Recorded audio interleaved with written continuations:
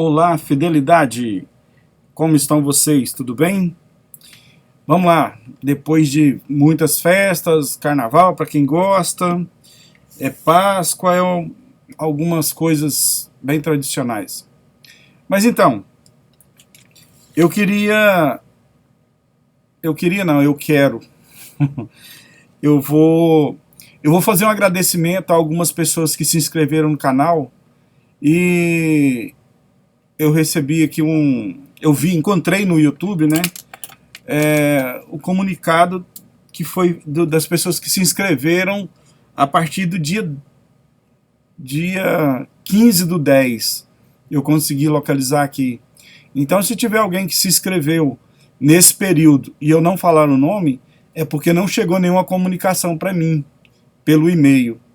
Então, vão me desculpando, mas é com bastante alegria que eu quero agradecer a inscrição do Roberto Souza, Mia Melo, Matheus Paz, Daniela Matias, Hugo Magalhães, Heraldo Souza, Antônio Freire, Lucas Lewandowski,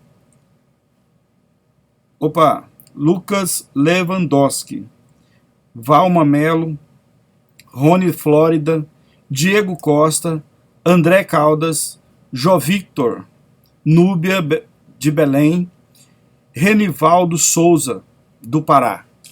Então, a todos vocês que se inscreveram, meu muito obrigado. Vocês fazem com que a gente se sinta incentivado a continuar a fazer as leituras que a gente tem feito. Então, vamos lá. Hoje, continuando, pensando na quarta dimensionalidade, parte 2. Deixe-me dar-lhe duas histórias pessoais. Quando eu era menino, vivia em um ambiente muito limitado, em uma pequena ilha chamada Barbados. A ração para os animais era muito escassa e muito cara porque tínhamos que importar. Eu sou de uma família de 10 filhos e minha avó morava conosco, fazendo 13 na mesa. Repetidamente, me lembro de minha mãe dizendo à cozinheira no início da semana: quero que você guarde 3 patos para o jantar de domingo. Isso significava que ela pegaria do rebanho no quintal 3 patos e os colocaria em uma gaiola muito pequena e os alimentaria e os encheria de manhã, ao meio-dia e à noite com milho e todas as coisas que ela queria que os patos comessem. Esta era uma dieta totalmente diferente da que alimentamos regularmente os patos, porque mantivemos esses pássaros vivos alimentando-os com peixes. Nós o mantínhamos vivos e gordos no peixe, porque o peixe era muito barato e abundante. Mas você não pode comer um pássaro que se alimenta de peixe, não como você e eu gostamos de um pássaro. A cozinheira pegava 3 patos, colocava-os numa gaiola e durante 7 dias os enchia de milho, leite azedo e tudo o que queríamos provar nos pássaros. Então, eles foram mortos e servidos para o jantar 7 dias depois. Eles eram pássaros suculentos, alimentados com leite, alimentados com milho. Mas, de vez em quando, a cozinheira se esquecia de guardar os pássaros, e meu pai, sabendo que teríamos patos, acreditando que ela havia cumprido a ordem, não mandou mais nada para o jantar, e 3 peixes vieram para a mesa. Você não podia tocar naqueles pássaros, porque eles eram tanto a personificação do que eles se alimentavam. O homem é um ser psicológico, um pensador. Não é do que ele se alimenta fisicamente, mas do que ele se alimenta mentalmente, que ele se torna. Tornamo-nos a personificação daquilo de que nos alimentamos mentalmente. Agora, aqueles patos não podiam ser alimentados com milho de manhã e peixe à tarde, e outra coisa à noite. Tinha que ser uma mudança completa de dieta. No nosso caso, não podemos meditar um pouco de manhã, xingar ao meio-dia e fazer outra coisa à noite. Temos que fazer uma dieta mental. Por uma semana, devemos mudar completamente nossa alimentação mental. Tudo que é verdadeiro, tudo que é honesto, tudo que é justo, tudo que é puro, tudo que é de boa fama, se houver alguma virtude, se houver algum louvor, pense nessas coisas. Como um homem pensa em seu coração, assim ele é. Se eu pudesse agora escolher o tipo de alimento mental que quero expressar em meu mundo e me deleitar com ele, eu me tornaria isso.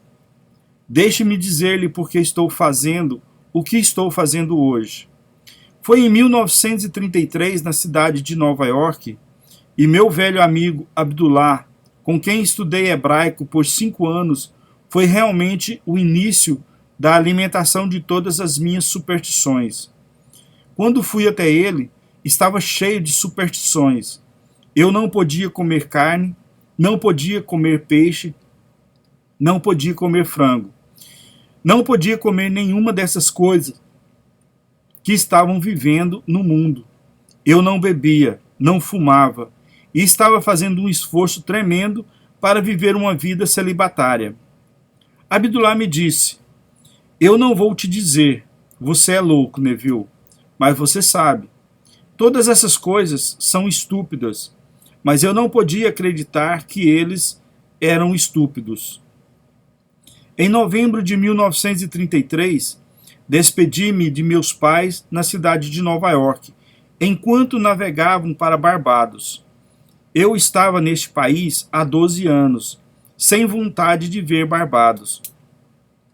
Não tive sucesso e tinha vergonha de voltar para casa com membros bem-sucedidos de minha família. Depois de 12 anos na América, eu era um fracasso aos meus próprios olhos. Eu estava no teatro e ganhei dinheiro em 1 ano e gastei no mês seguinte.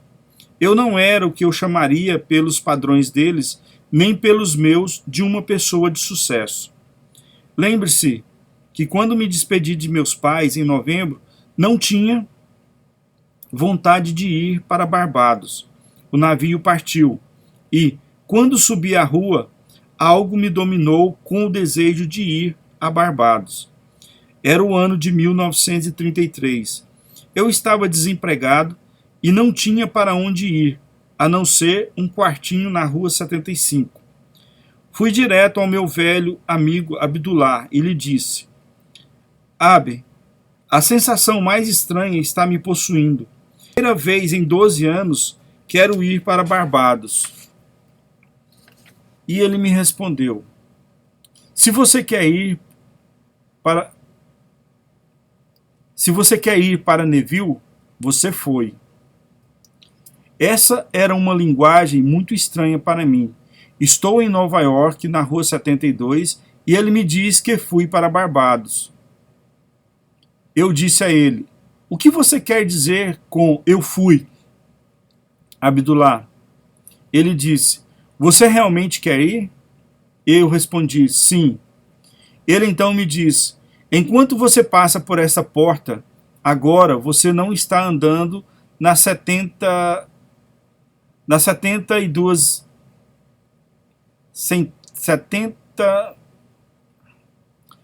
na Street 72. Você está andando em ruas ladeadas de palmeiras, ruas ladeadas de cocos. Isso é Barbados. Não me pergunte como você vai. Você está em Barbados. Você não diz como, quando está lá. Você está aí. Agora você anda como se estivesse lá. Saí de seu lugar em transe. Estou em Barbados. Não tenho dinheiro. Não tenho emprego. Nem estou bem vestido. E, no entanto, estou em Barbados. Ele não era o tipo de pessoa com quem você discutiria. Não. Não, Abdullah. 2 semanas depois, eu não estava mais perto do meu objetivo do que no dia em que ele disse pela primeira vez que queria ir para Barbados. Eu disse a ele: Abe, confio em você implicitamente, mas aqui está uma vez que não consigo ver como vai funcionar. Não tenho um centavo para minha jornada. Comecei a explicar. Você sabe o que ele fez? Ele era negro como o ás de espadas, meu velho amigo Abdullah, com sua cabeça de turbante. Enquanto eu estava sentado na sua sala, ele se levantou da cadeira e foi até seu escritório e bateu à porta, o que não era um convite para segui-lo.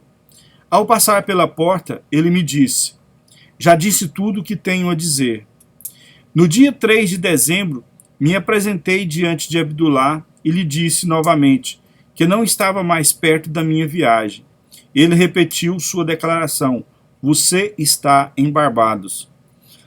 O último navio para Barbados, que me levaria até lá pelo motivo que eu queria ir, que era estar lá no Natal, partiu ao meio-dia do dia 6 de dezembro, o velho Nerissa. Na manhã de 4 de dezembro, sem emprego, sem ter para onde ir, dormi até tarde. Quando me levantei, havia uma carta do correio aéreo de Barbados embaixo da minha porta. Quando abri a carta, um pequeno pedaço de papel caiu no chão. Peguei-o e era um projeto de $50. A carta era do meu irmão Victor e dizia: não estou pedindo que você venha, Neville, isso é uma ordem. Nunca tivemos um Natal em que todos os membros de nossa família estivessem presentes ao mesmo tempo. Este Natal poderia ser feito se você viesse. Meu irmão mais velho, Cecil, saiu de casa antes do nascimento do mais novo, e então começamos a nos mudar de casa em momentos difíceis. Então, nunca na história da nossa família estávamos todos juntos ao mesmo tempo. A carta continuou: você não está trabalhando. Eu sei que não há razão para que você não possa vir. Então, você deve estar aqui antes do Natal. Os $50 inclusos são para comprar algumas camisas ou um par de sapatos que você pode precisar para a viagem. Você não precisará de dicas. Use o bar se estiver bebendo. Vou encontrar um navio e pagar todas as suas gorjetas e suas despesas incorridas. Mandei um telegrama para Furness, Wheat e companhia na cidade de Nova York e disse a eles para emitir uma multa quando você aparecer no escritório deles.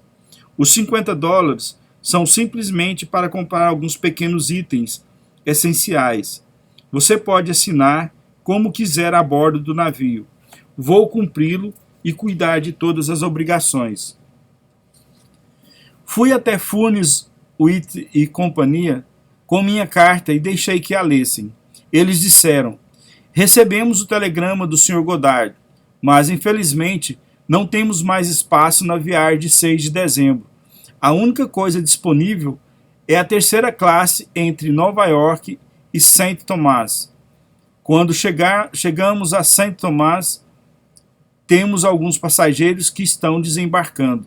Você então poderá mudar para a primeira classe, de St. Thomas para Barbados. Mas entre Nova York e St. Thomas, você deve ir na terceira classe, embora possa ter os privilégios da sala de jantar da primeira classe e andar nos conversas da primeira classe. Eu disse: eu vou levar. Voltei para o meu amigo Abdullah na tarde de 4 de dezembro e disse: funcionou como um sonho. Contei a ele o que tinha feito, pensando que ele ficaria feliz. Você sabe o que ele me disse? Ele disse: quem lhe disse que você está indo para a terceira classe? Eu vi você em Barbados. O homem que você é indo de terceira classe? Você está em Barbados e foi para lá de primeira classe.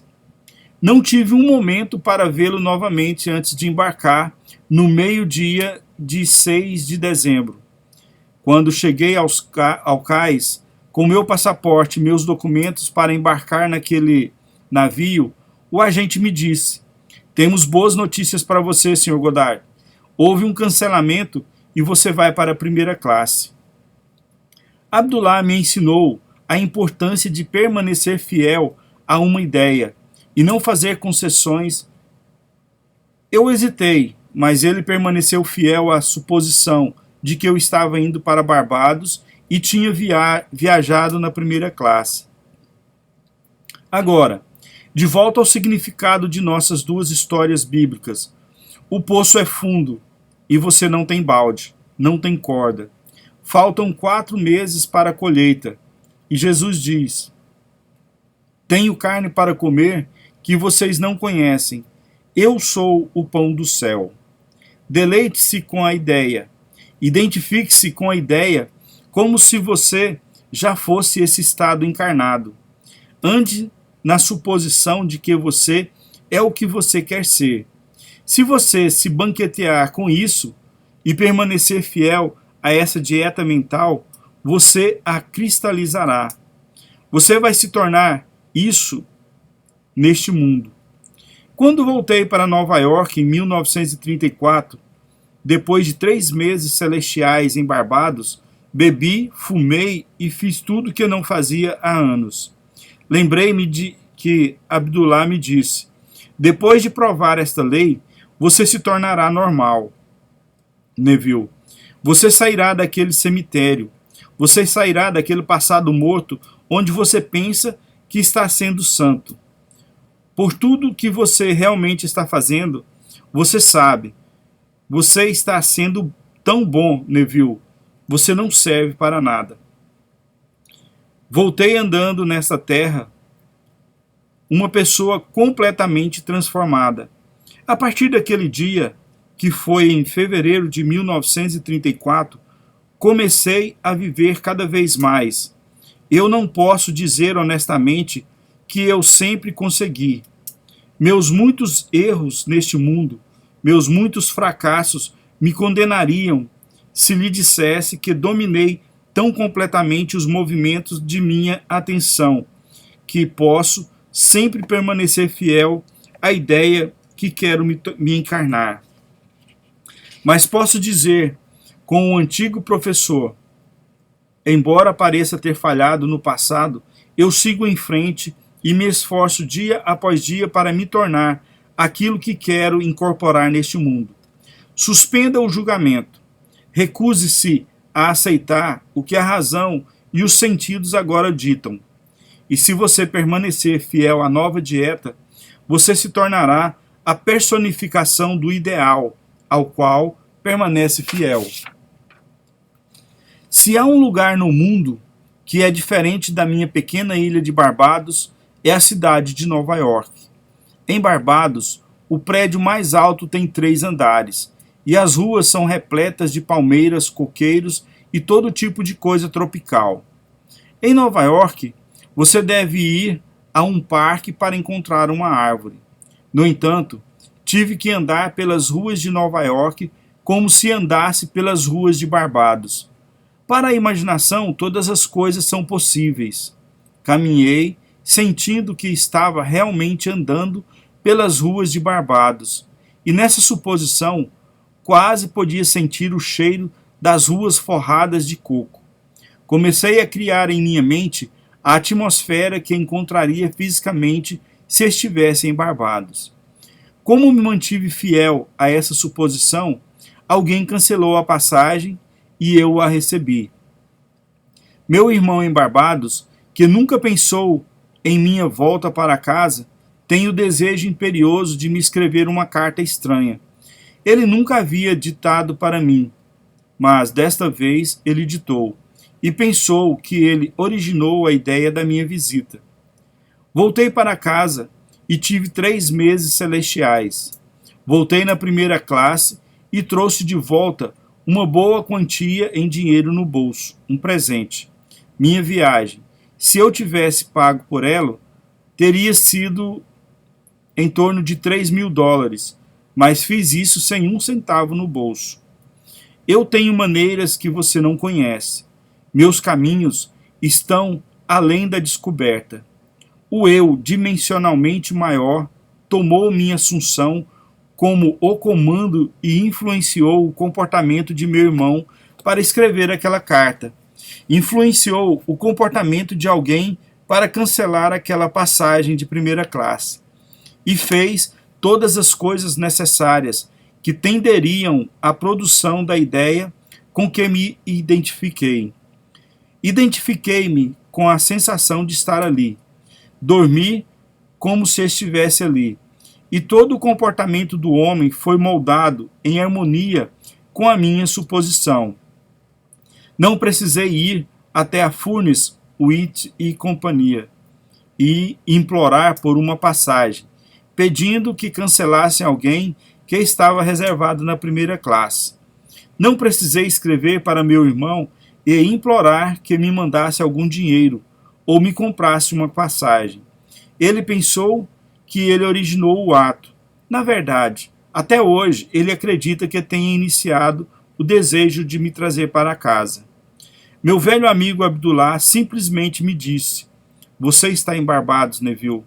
Você quer estar lá? Onde quer que você esteja, lá está você. Viva como se você fosse e que você seja." Essas são as duas perspectivas no mundo possuído por cada homem. Eu não quero saber quem tu és. Toda criança nascida de mulher, independentemente de raça, nação ou credo, possui duas visões distintas do mundo.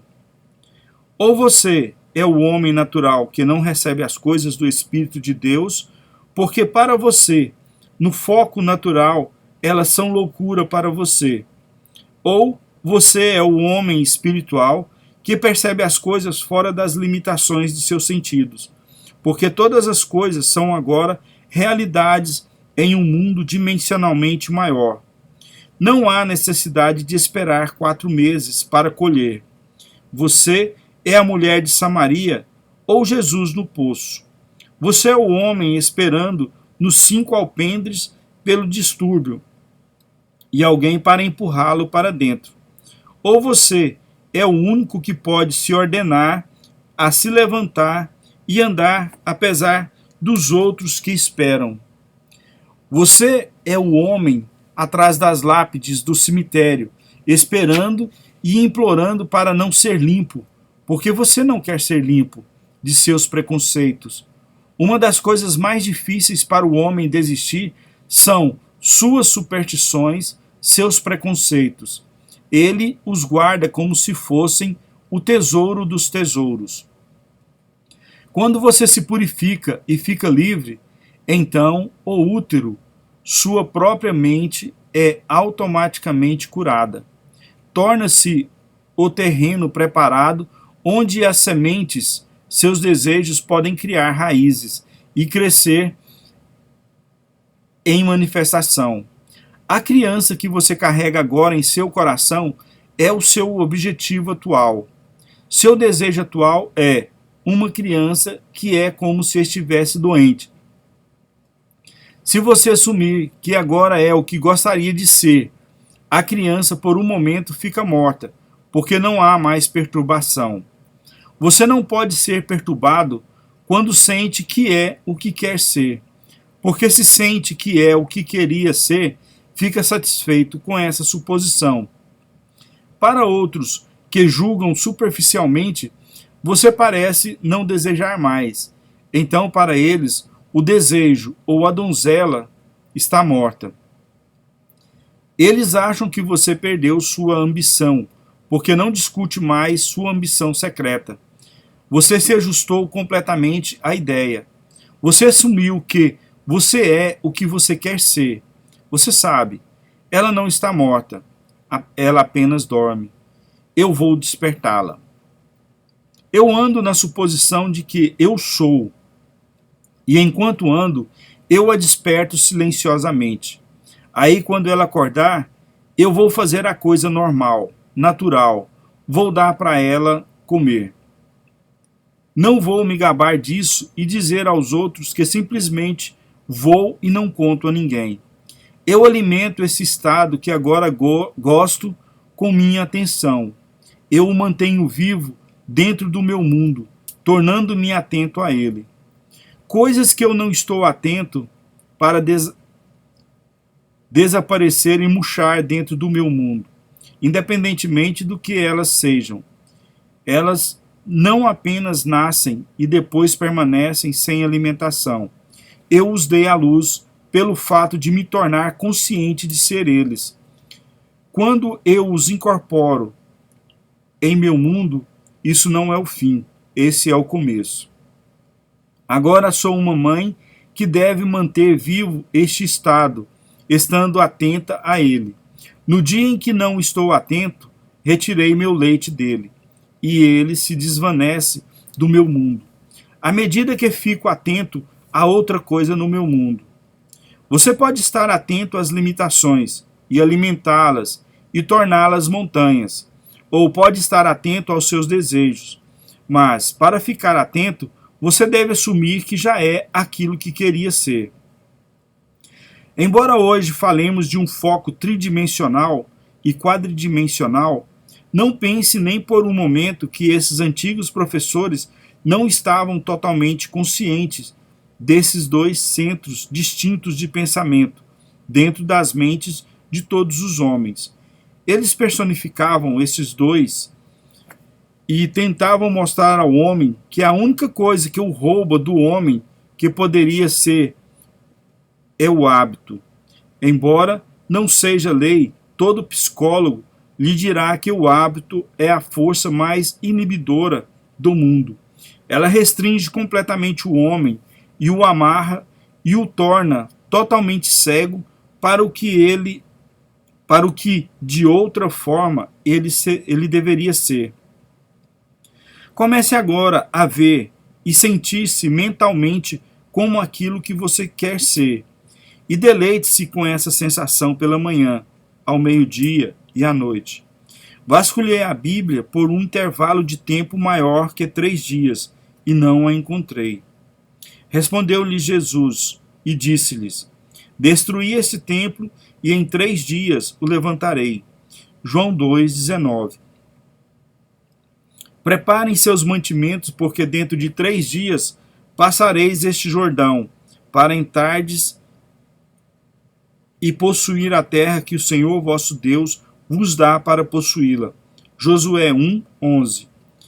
Se eu pudesse saturar completamente minha mente com uma sensação e andar como se já fosse um fato, me prometem, e não posso encontrar nenhuma negação disso neste grande livro, que não preciso de mais do que uma dieta de 3 dias, se eu permanecer fiel a ela. Mas devo ser honesto sobre isso. Se eu mudar minha dieta no decorrer do dia, eu prorrogo o intervalo de tempo.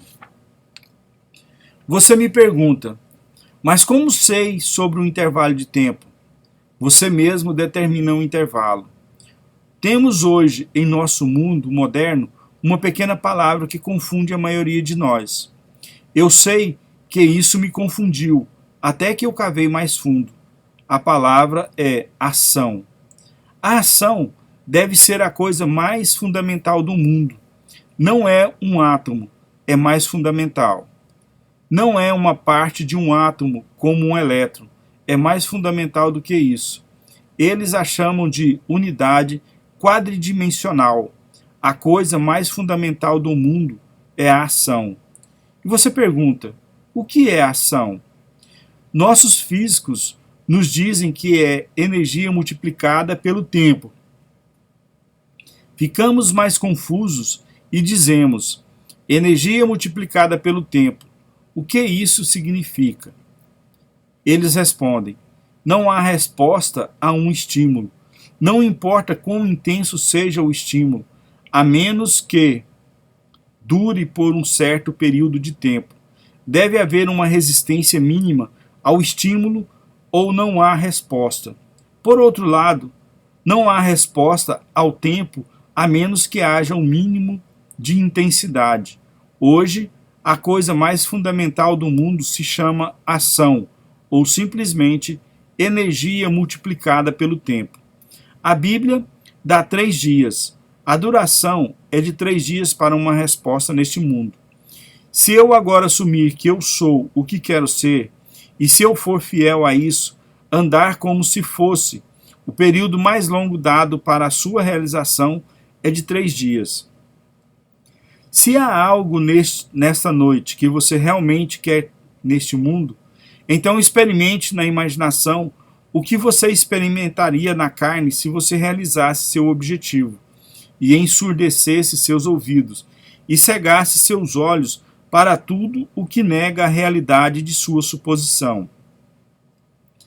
Se você fizer isso, poderá me dizer, antes que eu deixe esta cidade de Los Angeles, que você percebeu que era apenas um desejo quando veio para cá. Será minha alegria regozijar-me com você por saber que a criança que estava aparentemente morta agora está viva. Essa donzela realmente não estava morta.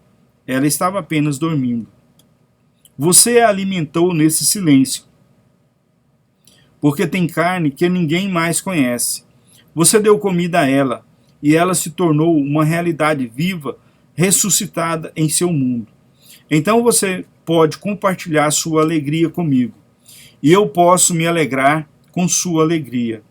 O propósito dessas lições é lembrá-lo da lei de seu próprio ser, a lei da consciência.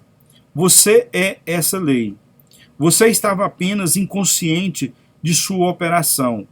Você alimentou e manteve vivas as coisas que não desejava expressar neste mundo. Aceite o meu desafio e coloque esta filosofia à prova. Se não funcionar, você não deve usá-la, como edredom. Se não for verdade, você deve descartá-lo completamente. Eu sei que é verdade. Você não saberá até que tente provar ou refutar. Muitos de nós aderiram a ismos e temos medo de colocá-los à prova, porque sentimos que podemos falhar. E então, onde estamos? Não querendo realmente saber a verdade sobre isso, hesitamos em ousar o suficiente para testá-lo. Você diz, eu sei que funcionaria de alguma outra maneira. Eu não quero realmente testá-lo, embora eu ainda não tenha refutado. Ainda posso ser consolado por isso. Agora não me engane. Não pense por um segundo que você é sábio. Prove ou refute esta lei. Eu sei que se você tentar refutá-lo, você o provará. E eu ficarei mais rico por você provar isso. Não em dólares, não em coisas, mas por você se tornar o fruto vivo do que acredito estar ensinando neste mundo. É muito melhor ter uma pessoa bem-sucedida e satisfeita após 5 dias de instrução do que sair insatisfeito. Espero que você seja corajoso o suficiente para desafiar essa instrução e provar ou refutar. Agora, antes de entrarmos no período de silêncio, explicarei brevemente a técnica novamente. Temos 2 técnicas na aplicação dessa lei. Todos aqui devem agora saber exatamente o que ele quer. Você deve saber que, se não conseguir esta noite, amanhã ainda terá o mesmo desejo em relação a esse objetivo. Quando você souber exatamente o que quer, construa em sua mente um evento único e simples que implique a realização de seu desejo. Um evento onde predomina o eu. Em vez de sentar e olhar para si mesmo como se estivesse na tela, você é o ator do drama. Restrinja o evento a uma única ação. Se você vai apertar a mão porque isso implica a realização do seu desejo, então faça isso, e apenas isso. Não aperte as mãos e depois vagueie em sua imaginação para um jantar ou para algum outro lugar. Restrinja sua ação a simplesmente apertar as mãos e faça isso repetidamente, até que esse aperto de mão assuma a solidez e a distinção da realidade. Se você sente que não pode permanecer fiel a uma ação, quero que você defina agora seu objetivo e então condense a ideia que é seu desejo em uma única frase, uma frase que implica a realização de seu desejo, alguma frase como: não é maravilhoso? Ou, se eu me sentisse agradecido porque achava que alguém foi fundamental para realizar meu desejo, eu poderia dizer: obrigado, e repeti-lo com sentimento uma e outra vez, como uma canção de ninar, até minha mente ser dominada pela única sensação de gratidão. Vamos agora sentar-nos calmamente nessas cadeiras com a ideia que implica a realização de nosso desejo condensada numa só palavra ou num só ato. Vamos relaxar e imobilizar nossos corpos físicos. Então, experimentemos na imaginação a sensação de que nossa frase ou ação condensada afirma. Se você se imaginar apertando a mão de outra pessoa, não use sua mão física, deixe-a imobilizada. Mas imagine que, alojada em sua mão, está uma mão mais sutil, mais real, que pode ser extraída de sua imaginação. Coloque a sua mão imaginária na mão imaginária de seu amigo, que está diante de você, e sinta o aperto de mão. Mantenha seu corpo físico imobilizado, mesmo que você se torne mentalmente ativo no que está prestes a fazer. Agora, vamos entrar no silêncio.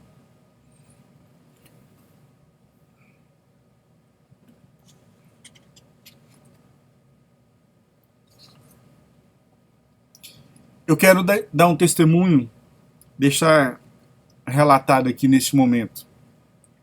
Como a grande maioria das pessoas do canal sabe, minha esposa está passando por um momento de luta contra o câncer.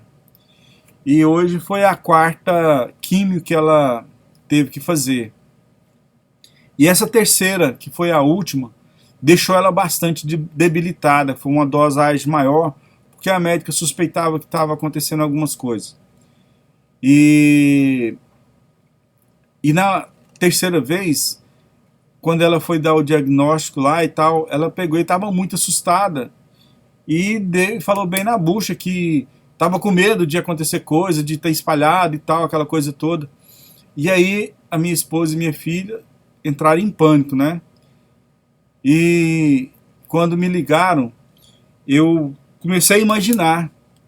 Fechei meus olhos por um momento e tentei imaginar a médica dando uma notícia para ela que tá tudo ok, que tá tudo dentro dos conformes e que ela já estava curada.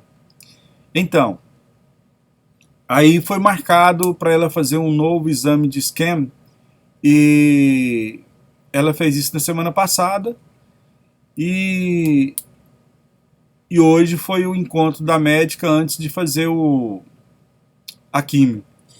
Então, quando chegaram lá no consultório, que a médica viu que era ela estava com um sorriso do tamanho do mundo e falou: good news, good news, good news for you, very, very good news. E aí explicou que a dosagem que tomou, que foi bastante forte, ela realmente fez o objetivo, que era de destruir as células malignas, né? E então ela falou assim que provavelmente as 2 últimas que estão marcadas, que falta, vai ser o suficiente.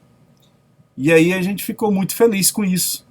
Mas eu quero dizer que tudo isso partiu do momento que eu tinha feito essa leitura aqui, lendo antes de gravar, e a gente fazendo sempre aquela, mantendo na ideia, mantendo na nossa imaginação aquele encontro com a médica e ela falando que estava tudo ok, que estava tudo bem, que, né, podia ficar descansado, que ia dar tudo certo. E enfim, hoje nós recebemos essa notícia. Então, eu falo para você, se você quer alguma coisa, precisa de alguma coisa, é como eu falei para o meu irmão hoje, você não tem que orar a Deus pedindo alguma coisa. Você tem que orar a Deus já agradecendo pela coisa que você está precisando. Porque quando você faz isso, você está emitindo uma vibração de agradecimento, uma vibração muito maior do que aquilo de necessidade. E quando você agradece por alguma coisa, mesmo que você não tenha, aquilo certamente vai vir de uma forma para mostrar para você que existe um ser todo-poderoso que cuida de cada um de nós. E a nossa mente cria tudo isso quando você entende e faz a coisa certa. Então, chegamos ao final da nossa leitura e espero que amanhã eu consiga fazer a próxima, porque nesses dias últimos eu estava usando meu tempo para cuidar da minha esposa. E aí estava meio difícil de fazer as gravações. E beleza, vamos seguir em frente. Agradeço mais uma vez a todos que se inscreveram.